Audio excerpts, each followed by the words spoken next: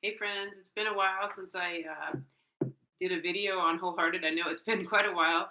I started this video a little while ago, and my internet went down, so this is take two. But just wanted to tell you, it's been a season of the Lord just pouring in so much and kind of expanding my heart and expanding my mind, and that I just haven't been able to contain it all to just give you snippets. But today I'm kind of ready to give a snippet. And it was just from this morning's worship time, and that led into a little research. And I was worshiping to this song by Brandon Lake and Leland on Brandon's House of Miracles album called "Show Me Your Glory," and it's just a beautiful song. And I was just thinking about, okay, where exactly did Moses say that?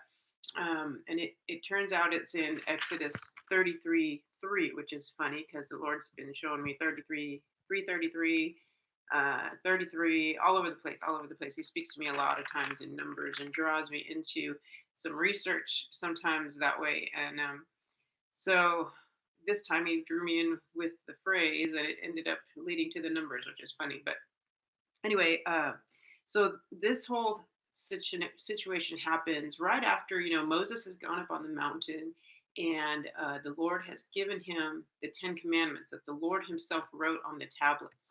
And while Moses is up there, the people, he's been up there like 30 days or so, and the people even they came out of Egypt with wealth that the Egyptians gave them, even though the Lord literally parted the Red Sea for them and they crossed on dry land, even though the Lord took out Pharaoh and all his people, even though the Lord has fed them manna from heaven every day,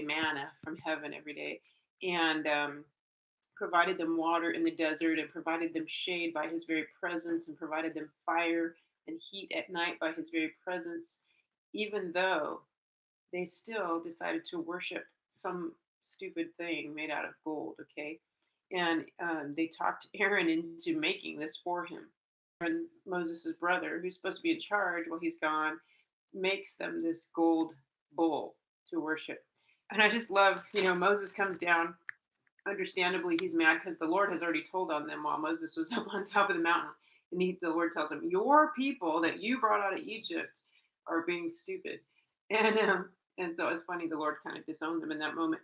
But then Moses talks God into like relenting and not killing them all and starting a whole new people from Moses.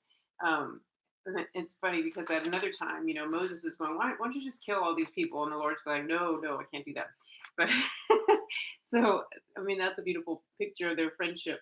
But Moses comes down and he sees all the crazy going on. There's like orgies going on and all kinds of stuff. And he says, Aaron, what the heck?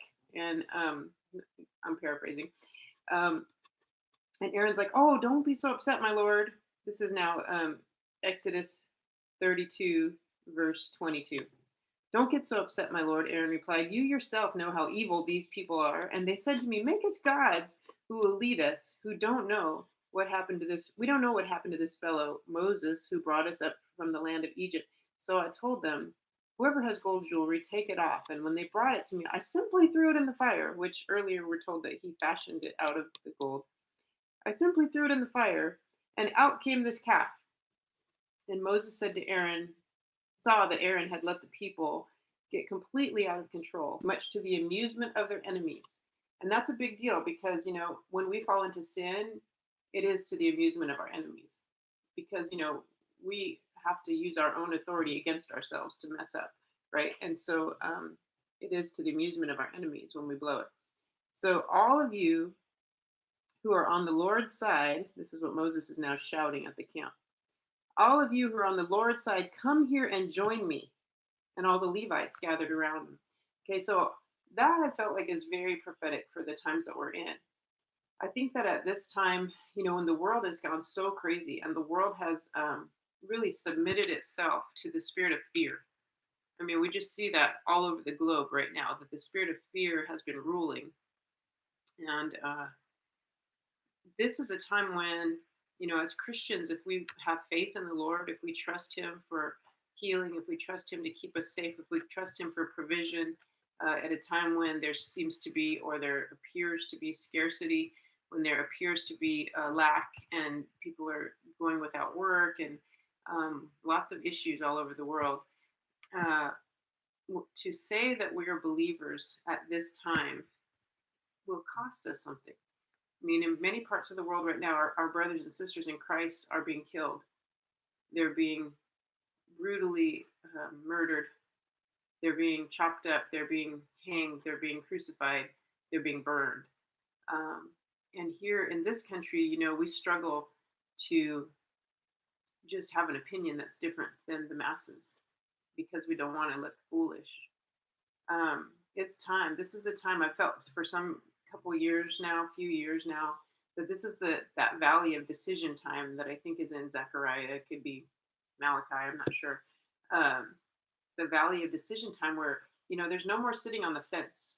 You're either all in for the Lord and getting to know Him, getting to trust Him more and more, or you're just not going to call yourself a Christian because it's going to cost something to say that you are. And so this is where they are. They're like, okay, Moses is like, okay, everybody who's on my side, come here, and my side being the Lord's side. And at that time, Moses sent the Levites out to kill many of the people. 3,000 people died. The law had entered into the camp. Before that, they had been under grace. When they left Egypt, it said nobody was lame or sick or infirmed, right? And so everybody was healed, everybody was whole, even old people. People who had been in slavery probably had some physical issues, but not when they left. The Lord healed everyone, and they left in strength. They left with wealth when they had lived without pay for many, many years, and they were able to cross the desert. But now the law has come into camp, and 3,000 people die. Okay, so then Moses prays, asks the Lord to forgive, and then we get into chapter 33. And the Lord tells him, okay, head on out, Moses, get going. You and the people you brought up from Egypt, and go into the land I swore to give you. Okay, he hasn't changed his mind. He's still going to give it to the people because he swore it to Abraham, Isaac, and Jacob. And he says, well, but I'm not going to go with you because if I go with you, you're so stubborn and rebellious, I'm likely to kill you. And Moses says, okay, then don't send us. I don't want to go without you. I'm not going to go. And so under these circumstances of they've fallen into sin, the Lord has forgiven, the Lord has renewed his covenant with them, and um, they had to pick sides, right? Either you're for the Lord or you're not. Under those circumstances, this is where Moses asked the Lord to show me your glory, right? So now let's get into 33:12. He says, one day Moses said to the Lord, you've been telling me, take these people up to the promised land, but you haven't told me whom you will send with me. You've told me